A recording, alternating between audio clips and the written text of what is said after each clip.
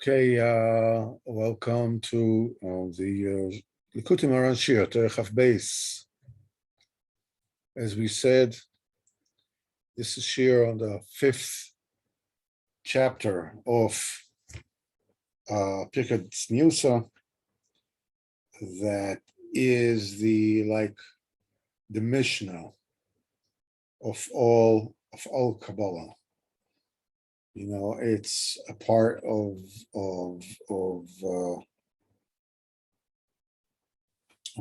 Parashas Truma, which is one of the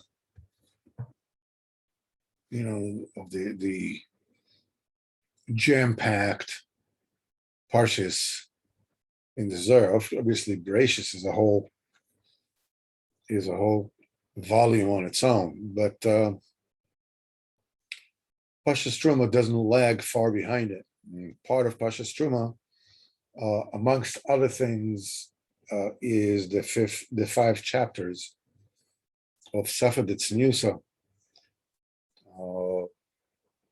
that is attributed to Yaakov Avinu. And it lays down, what the Mishnah is for the Gemara and the Halacha. The Pirkei Tzniusa, the 5 chapters of the Tzniusa are to Kabbalah. So we said that basically we have this. Pirkei Tzniusa says like this: Bereshis bara. It's talking about what is contained in these words of Bereshis bara. So it says because Bereshis is Mamar, bara Chatzi Mamar. Take the word Bereshis. Bereshis is made out of 2 words. Bara, which is half a mimer, because the Bereshis itself is a mimer. We have the 10 Mamoros that the world was created with, and we find only 9 times that it said that Hashem said, "Let there be light." Hashem said, "Let there be chule." And we know the world was created with 10 Mamoros. So comes the question, where is the 10th? So the Zohar says that Bereshis was also created with a statement, with a saying.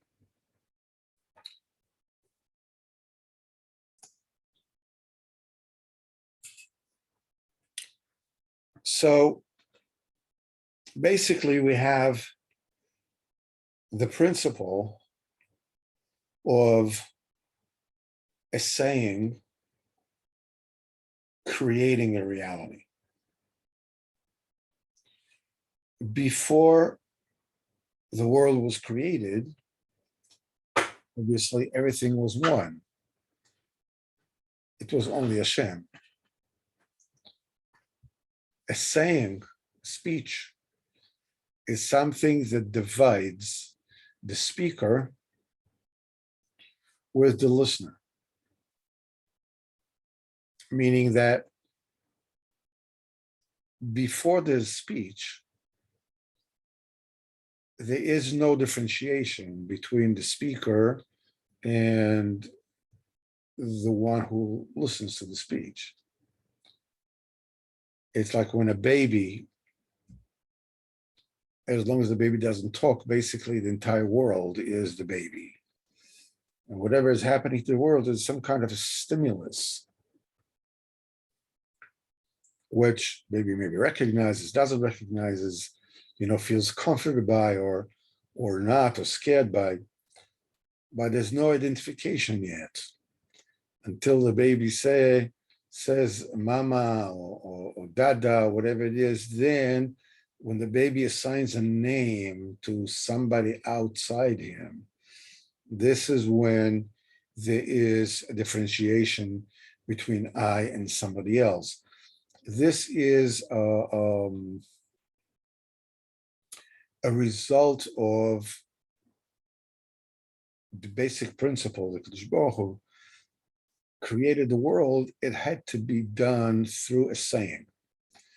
Because a saying, in other words, the notion, as it were, of saying by HaKadosh Baruch Hu is the cutting off the Bria, as it were, from being part and parcel of the word of HaKadosh Baruch Hu, and differentiates it. Everything that we say about HaKadosh Baruch Hu saw, HaKadosh Baruch Hu heard, HaKadosh Baruch Hu was upset, HaKadosh Baruch Hu was happy, HaKadosh Baruch Hu said, all these are euphemisms. And these are all euphemisms, these are all actions that come from our side. There's no, HaKadosh Baruch Hu never differs. He never changes. This in HaKadosh Baruch Hu said, that means HaKadosh Baruch Hu has created a differentiation between his oneness and whatever came, that HaKadosh Baruch Hu said, let there be light, and so on and so on. Bereshis is something which is so close to the absolute one that even the words Vayomer Hashem do not appear there anymore. Do not appear yet. This is the highest level that there is. So that's why they say Bereshis bara. Bereshis represents a full mimer. What does it mean, a full mimer? It says this is the highest level of which is called Arich Anpin. This is the I'm sorry. It denotes the sphere of the Chochmah, which is called also Abba. The five personas, the supernal personas. You have the Kesef, which is the grandfather. You have the Chochmah, which is the father. You have the Bina, which is the mother. You have the Zer Anpin, which is the son. You have the Malchus, which is the daughter. And these five personas are represented in this. So when he says that Bereshis represents the level of Chochmah. The level of Chochmah is also called Abba. No, so Bereshis is a full thing. Now, so when we're saying bara is, we're talking about Chetzi Mamer, meaning the half of the word Bereshis. Bereshis bara, Bereshis already includes the word bara in it. The word Bereshis. It's two words, Bere and Shis. So Bereshis is a full mimer. That's Sfirsa Chacham. Bara, we're talking about Chetzi mimer. That's half a saying. What does it mean that we're talking about half a saying? When you take the word Bereshis as one complete entity, you're talking about Sfirsa Chacham. As we know, Reish is Chacham. The beginning is Chacham. That's the data, the axiom, the basic assumptions upon which everything else is constructed. So Reishis is Mama. Bereshis, we're talking about the Chacham. Now, when you take the word Bereshis and you split it into two, what happens is that you get two words. One of them is bara, of course, created. The second word is shishmi, means six. Created six, here we're talking about the level of Zer Anpin. This is the sun, because Zer Anpin includes in it the six Sefirot, Chesed, Gvura, Tiferet, Nesach, Yesod. So when it is one chunk, Bereshis, this is Mimer, this is Abba. When we're talking about bara, we're talking about half a mimer. In other words, we're splitting the Bereshis into two. Bara, Shis, in other words, now we're talking about the sun. So this is what the mimer says. Bereshis, bara. Bereshis says, some of this nusa is mimer. Bara is chotzi mimer. There's half a sign. Av v'ben. with a father and a son, as we said before. Now we're talking Sasim Vegalia. This is a next level. Sasim Vegalia means this is another typification of these two levels. The level of Bereshis, the level of Chochmah, is totally concealed. It is unfathomable because it's not yet defined. It is defined within the spheres of Chochmah, the Bina, sorry.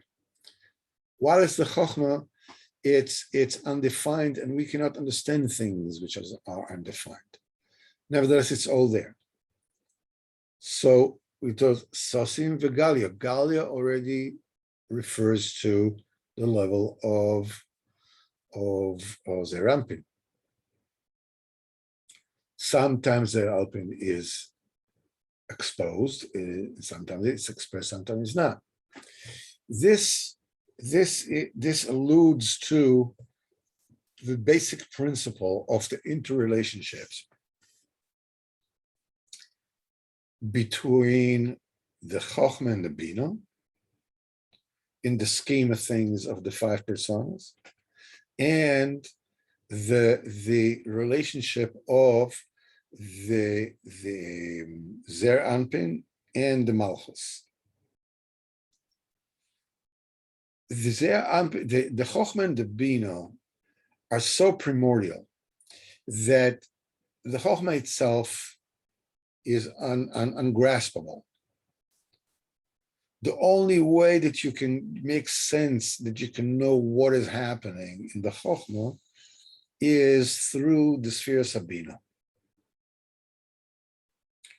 When the Chochmah and the Bina are together, then from this, what comes out of them, you can have some kind of an understanding of what the Chochmah is saying. So being that the Chochmah is all the time concealed, the relationship is that Chochmah and Bina are forever together. They're all one thing. They're called the two friends that never separate. Never separate. There's a Treirein de lo mispashin. This is a constant thing.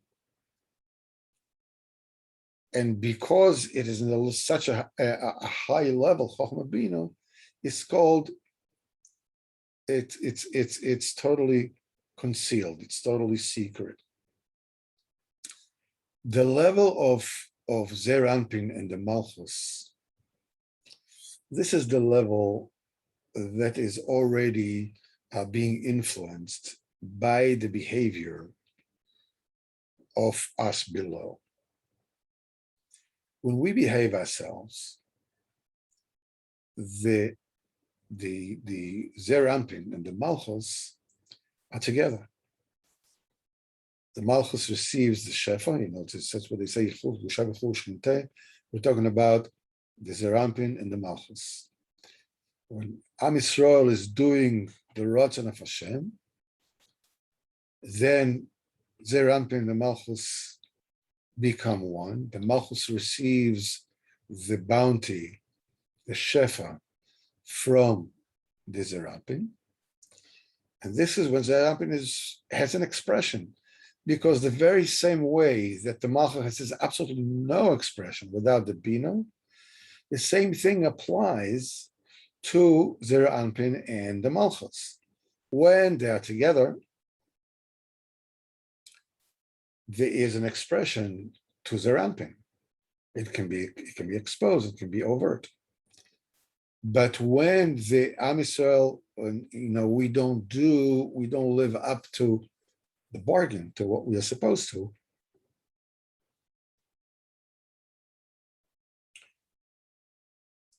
then Zer Anpin disappears.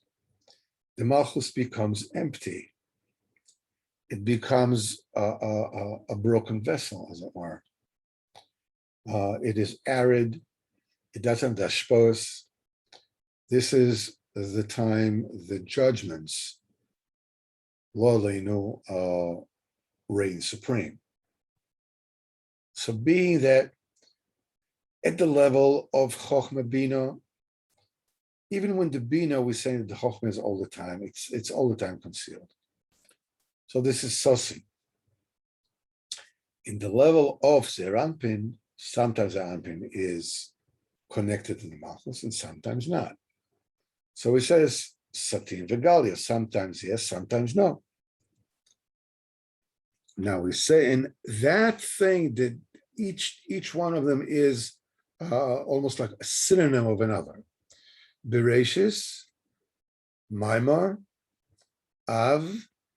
Now we go to the next one. Sasim. The next one is called Eden Ilah. That's a supernal Eden. That's the source, the Sasim Veganas, that is totally fisted and closed and undifferentiated. So the level of the Chokhmah, the level, as we said, of the Chab, is now defined in these synonyms. Bereshis, Maimar, Av, Sosim, Eden Ilah, the Sosim Veganas. On the other hand, bara is also synonymous with bara is chatzi maimar, is a half a sign. Ben, a son. Then he says Eden Tata, that's the lower Eden. Eden Ilah and Eden Tata.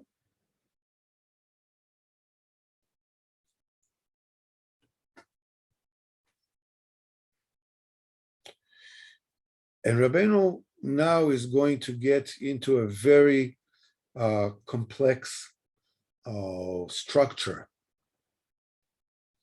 that we have visited a few times before today, but obviously I need at least to go over it because. So Rabbeinu says you should know Dash Yesh Choisam, you should know that there is a seal, a reality of a seal. Yesh Choisam B'so Choisam. And then there is a seal within a seal.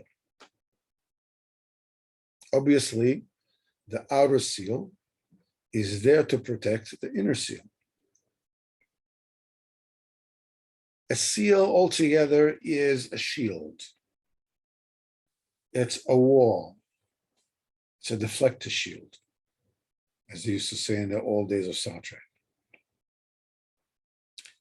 It is to prevent from a breach of a very sensitive happening, going on, as we will soon see. We learned it once before, but it's good to repeat it. That the first chosam, the outer chosam, is there to protect a more sensitive inner chosam. You can call it a redundancy, system redundancy. There's another chosam, a seal within a seal.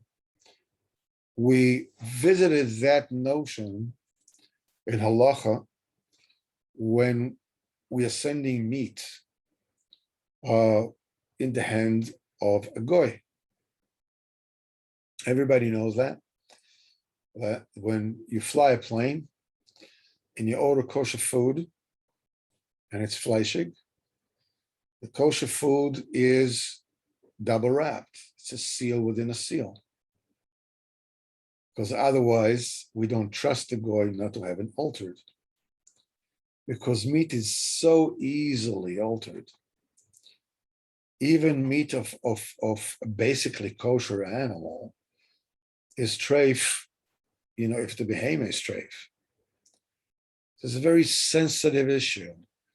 Talking about fish, you're talking about milk, you're talking about, okay, but it's not on such a level.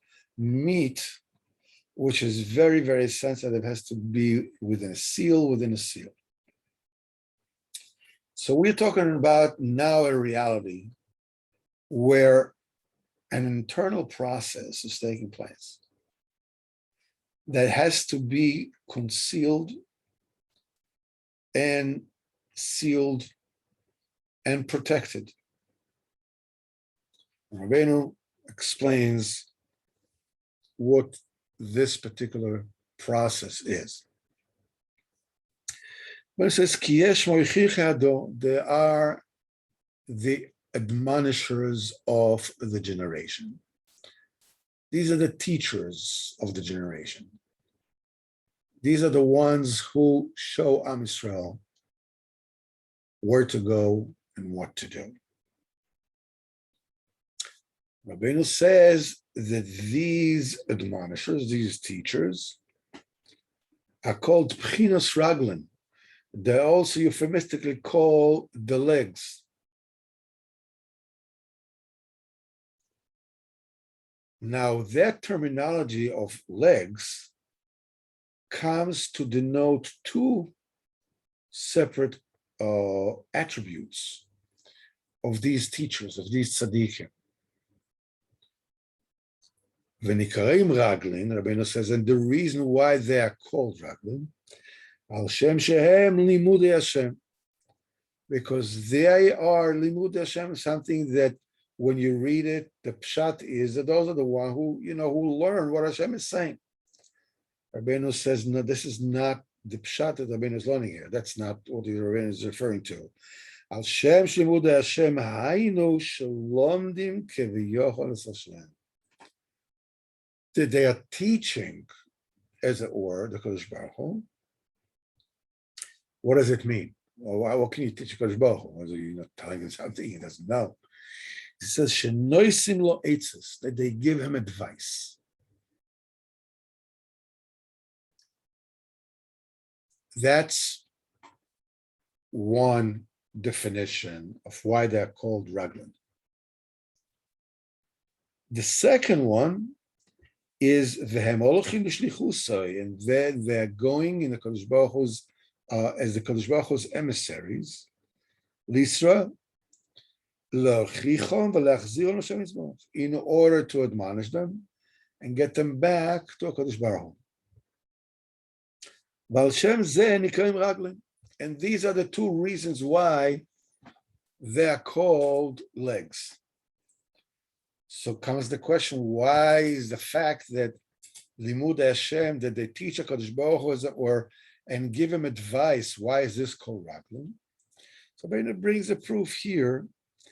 Al Shema Eitzo, as Rashi says on the Pasuk, V'chol ha'am asher beraglecha, and the entire nation at your feet. What does it mean at your feet? Rashi explained, those that are following your advice. So we hear here we hear that Eitzah is called Raglan. As we say that in Hebrew we call the klayos, the yotzos, the kidneys are where the advice is being cooked. In different places, Rabbeinu says that the kidneys are where ultimately the human seed is perfected before a person can give life and birth and progeny. I remember speaking with a friend of mine, a doctor, many years ago, and I told him this, and he says,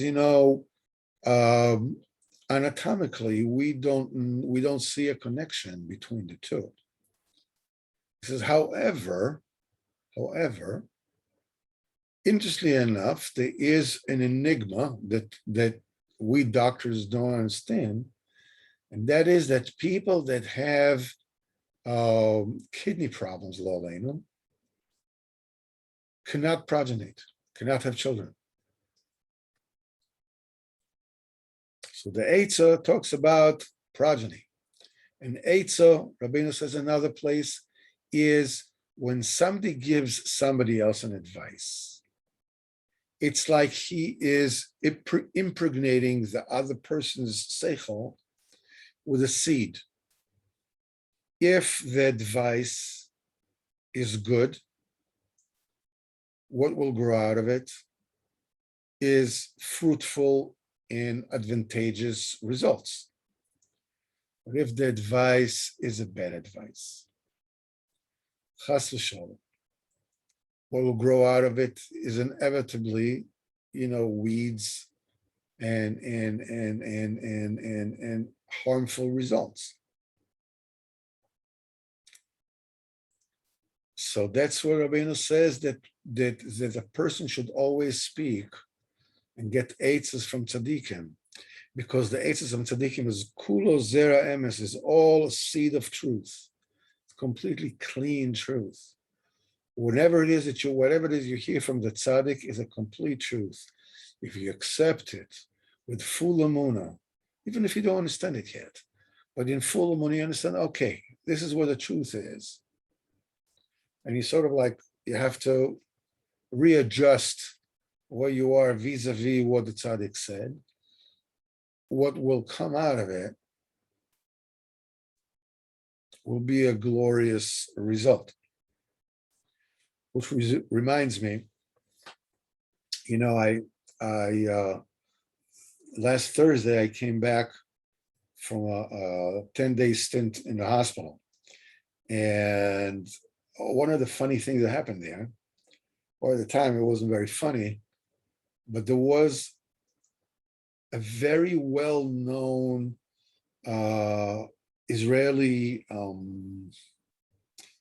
newspaper woman that had various, I don't know, she's a food critic and all kinds of different things, and one of those, though very typical, something like the New York Times would have the op-ed pages. This is a woman that life is not easy for her. She's very heavy set. She's not in a good state, but she's loud. She's extremely loud, both decibel-wise as well as opinion-wise.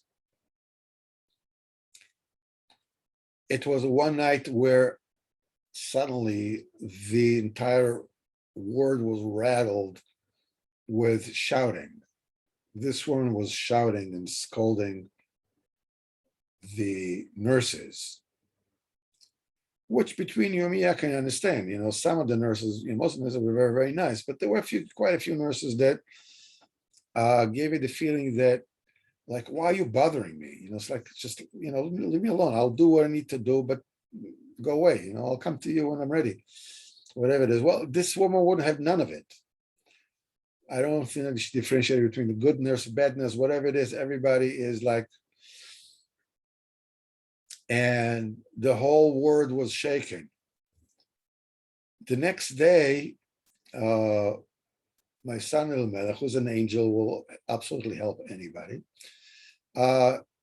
came to visit me, and I was sitting there in the visiting room, and I see this woman walking, holding a wheelchair, and she's sitting down. She's telling me, "That's your son?"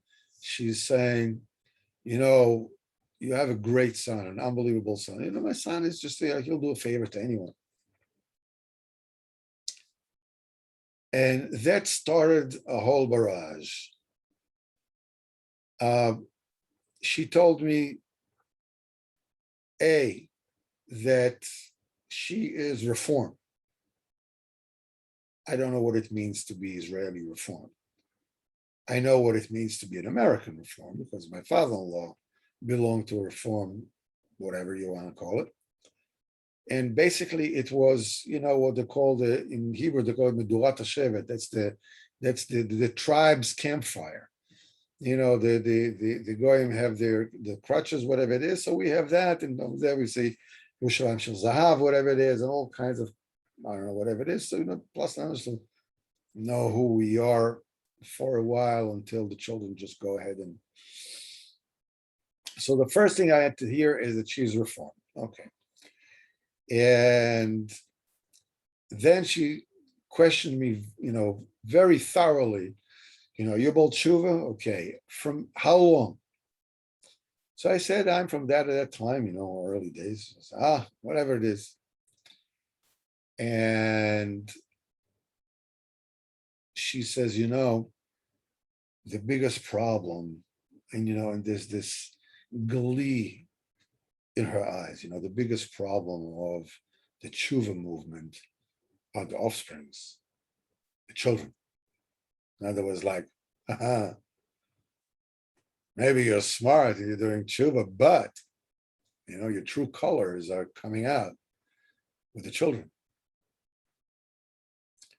So I told her, how am I any better than my forefathers? She said, what do you mean? I said, look, on the average, 50% of the children, about 50, give or take, 50% of Balei Tshuva fall off the derech. 50%, plus give or take, continue the march. So I said, Avram Avinu, 50% of his children went off the derech. She says, now what about the Bnei Apilokshim, the children of the concubines? I said, okay. So in other words, so if we says Bnei Apilokshim, the children of the concubines, it means at least 2. So he has 4 children, one of them, in other words, 20%, 25% of the progeny of Avram Avinu remained on the derech. Everybody else fell off the wagon. Yitzchak, 50% of his children went off the derech. Esav was off the derech. Shem Yirachem. When it came to the 3rd generation, Yaakov Avinu, okay, now we have a Mitoso Shleimo, 12 tribes. I said, I'm the 1st generation. So what I have, whatever it is, I have 60, 70%, whatever it is, and even those that are not absolute the derech is because, I'm the one who sort of like came on with my own, what they call in Hebrew, they call my own scratches. But nevertheless, they're good people and people with a muna. So she said, I haven't thought about that. I haven't thought like that. That's very interesting. And then came the name of the game, which is the reason for this entire story. But I said, Rabbi Nachman says so. She says, I'm angry with Rabbi Nachman.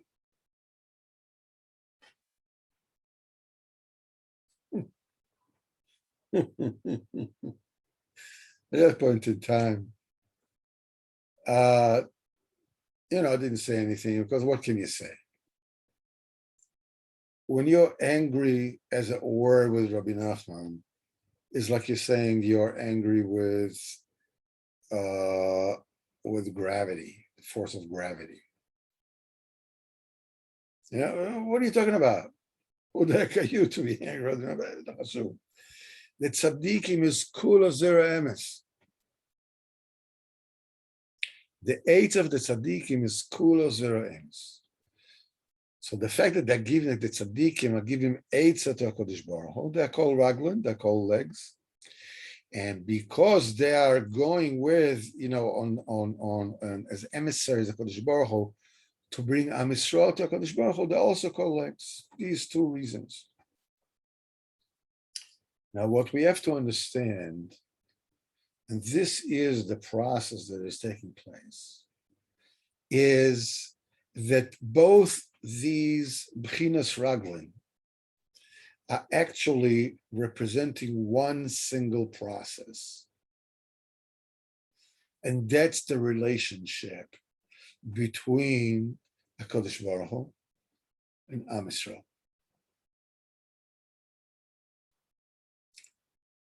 Because what happens is, HaKadosh Baruch Hu is obviously absolute.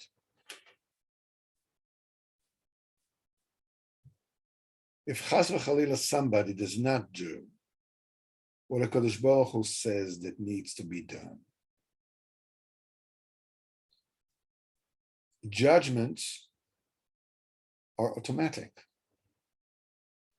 What I said before, arguing with force of gravity. If you get into an argument with the force of gravity and walk out your window,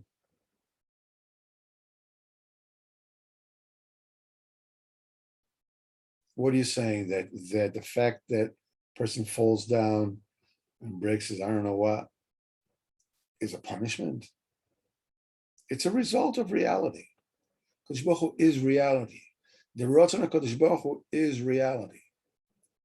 The minute that anybody does something which is not shtim with the Ratzon Hashem, that comes up with judgments immediately. And it's a process that must be. Because we were born and created for a tachlis, to do the Ratzon Hashem in this world, to get Olam Haba. So whenever it is that we deviate from that, there has to be a judgment. There has to be a din. So we don't just, roam all over the place, just doing absolutely nothing. On the other hand, you have Am Yisrael. Now, Am Yisrael, soll sei gesund, each one is a treasure. Each one is a diamond. Each one is a chelek elokam imal. Soll sei gesund. Boy, can they be a load sometime.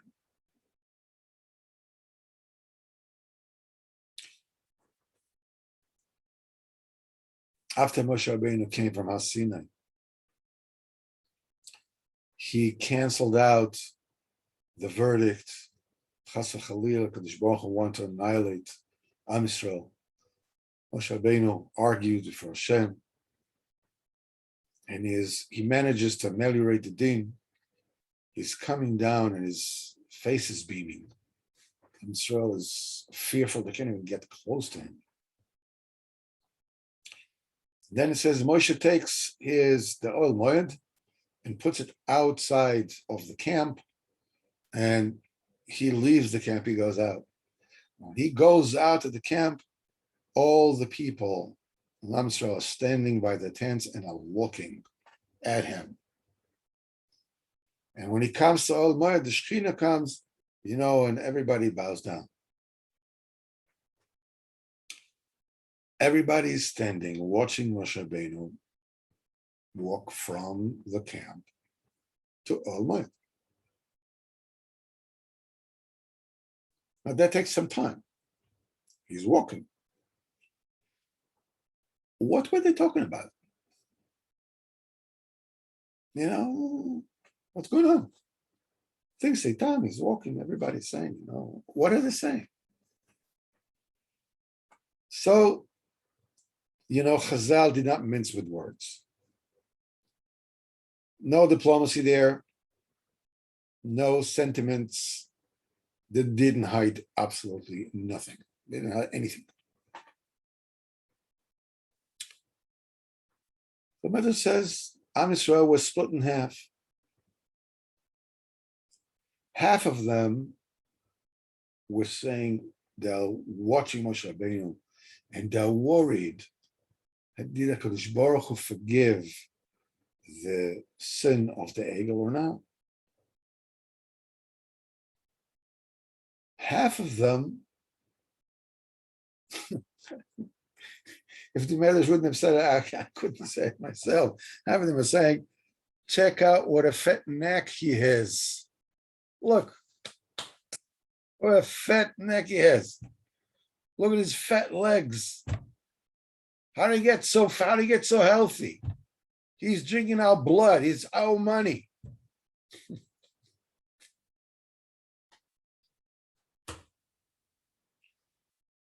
Am Yisrael is ungesund. I once asked, how do we know that the Am Yisrael of today is the same Am Yisrael of then? That story proves it 100%. It's the same nation. This is it. Never changed. So, Am Yisrael is a handful, let's put it this way. Nevertheless, they're it. They're the reason for the Bria. They're why the world was created. But needless to say, on one hand, you have a Kadosh Baruch Hu, which is the absolute reality. His Ratzon is the absolute reality. On the other hand, the Am Yisrael, that many times have their own will. You want, but I don't really want. So that can create, let's call it a dissonance. If we're being less delicate, it can bring about a calamity.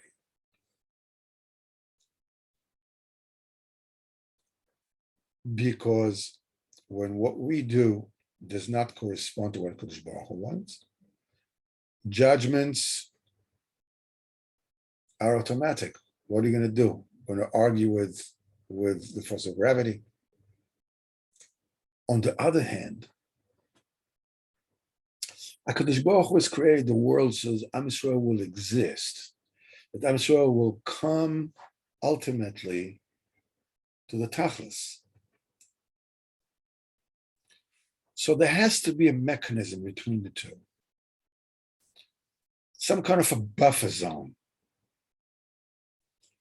that will enable Mitzad Echad, for Kadosh Baruch Hu on one side, Am Yisrael Mitzad Sheni, to coexist, even though it is like it's perfection vis-a-vis handful.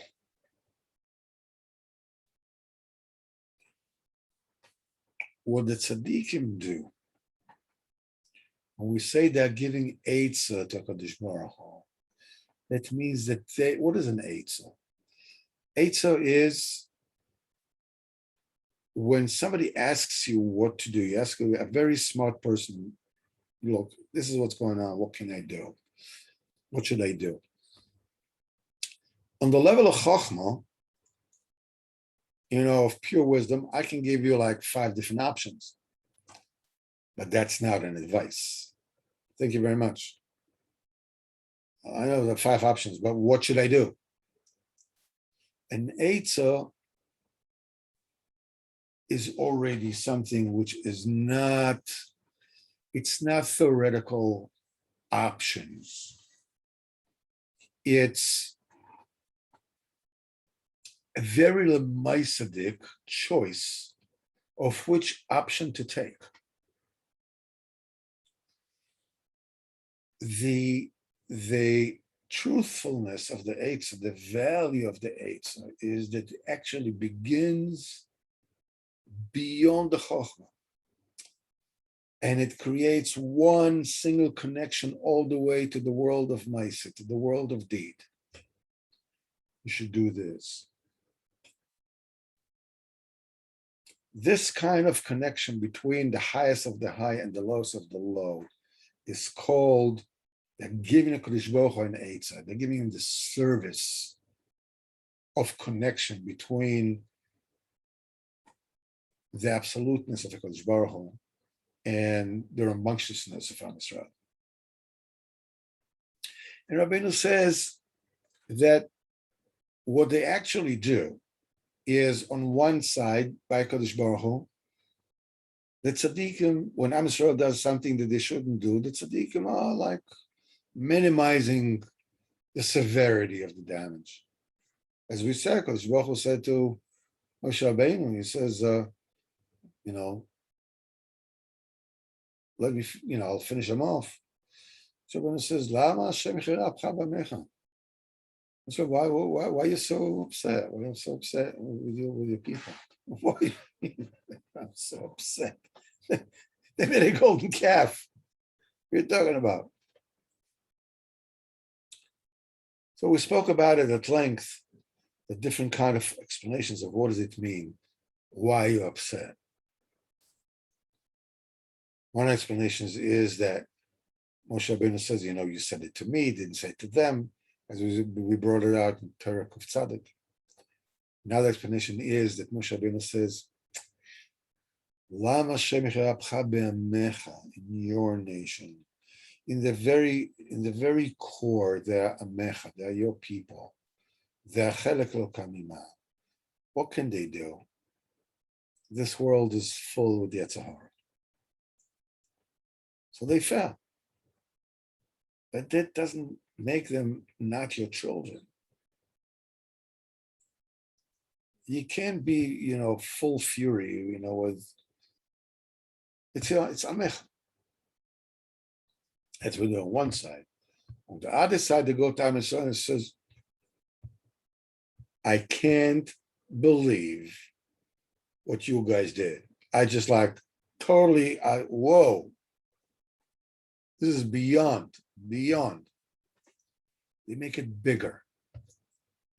And that service of making it small by Kodesh Baruch Hu, less severe, and aggrandizing it by Am Yisrael, they are bringing Am Yisrael and Kodesh Baruch Hu, sort of they're lessening the dissonance between the two. So yes, there is going to be a din. But what is going to be, it's going to be a fruitful din. It's going to be a din that's going to bear fruit and preserve the connection. The reason why we need a chosam around that, because here we're talking about a very delicate diplomatic process.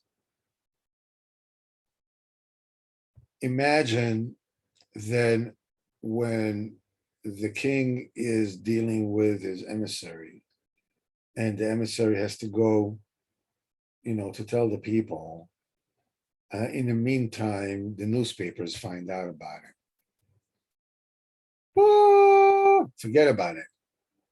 He's guilty. He is guilty. He is corrupted. He is corrupt. He is this. Throw the bum in jail. Get out of here.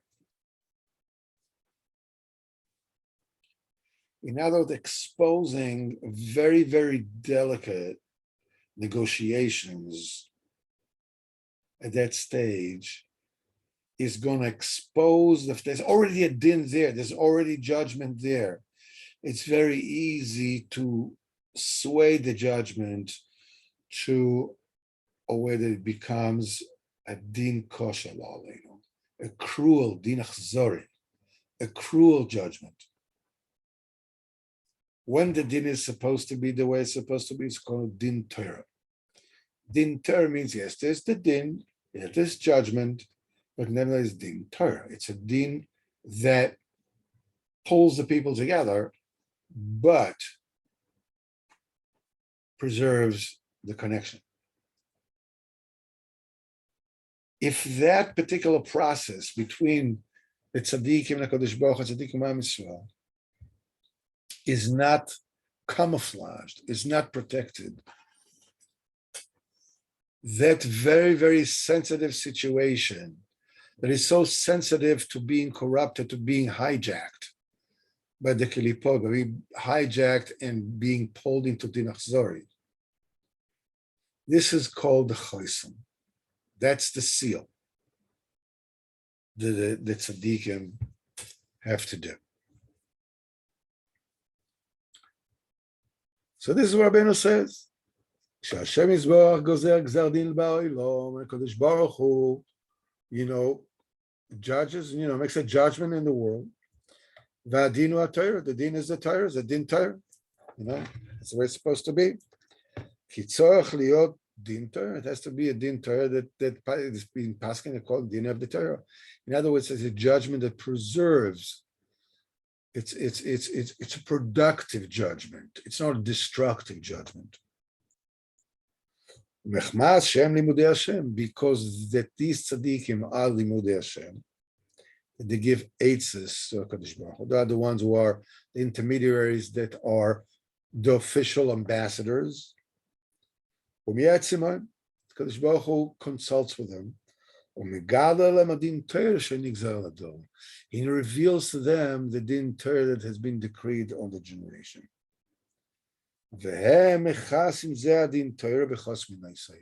And they cover up this din Torah and they seal it.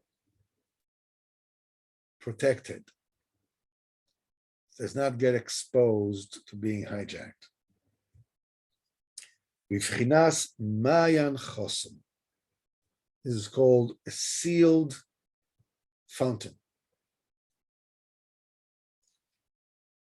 We will find out later, as you remember before, we said one of the euphemisms of the Bereshis Bara, Av Ben, this is Eden Elah and Eden Tata.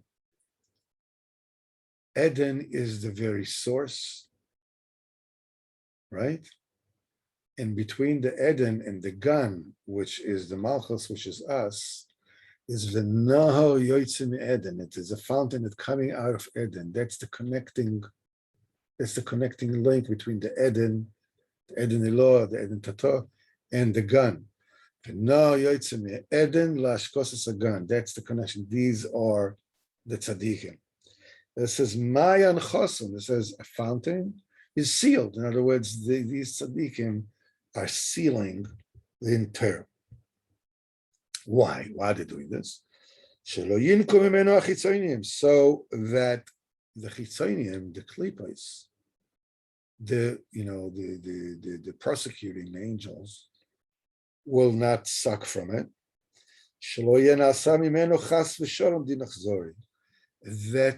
That the judgment is not going to deteriorate through exposure and become a cruel, a destructive judgment. It says in Yeshayahu, Chosom Torah belimudai, seal Torah belimudai, with my limudai. What is it? This pasuk combines all these things we've said together. Chosim Torah, seal the din Torah belimudai, with whom those are limudai Hashem. Shenignal din Torah, when they find out what din Torah is. They are going now and they're admonishing the generation to bring him back. To say, okay, fine, listen, they're coming back. Don't worry, there's no need for judgment at all. When it says it's a very, very delicate mission, even when the time when they're admonishing Am Yisrael. I mean, what could be a better time, for the newspaper people, to steal and find out what it is and start making a calamity. Afilu b'shas musar, when they are admonishing Am Yisrael, nizorim la'achtim la'astir tzaddim, they are very careful to hide and to seal the actual verdict. Sheloin kumen achitzonim. That's why one suck from it. Won't contaminate it, won't poison it, and turn it to a dinach zoyin. B'fchinas, it says in another pasuk, uvemoisaram yachtoim. While they give musar, when they give musar, even there it's being sealed. What's going on? People say, okay, so they're a bunny, they give him musar. That's their job. That's what they do. That's they get paid to give musar. So they sign, they seal and conceal the fact that there is a judgment already decreed on the world, while they are admonishing the people. And after this particular action, that they seal the fact that there's judgment pending on the world, even when they're admonishing the people, that it's called Choisam. It's B'chinas Choisam. Okay, B'ezrat Hashem, we will stop with this here. And Emirtz Hashem, we will continue next week. And B'ezrat Hashem, we'll see you all Motzei Shabbos, as we'll learning Sipur Baal Shem Tov and Sichos Haran, and basically having a ton of fun.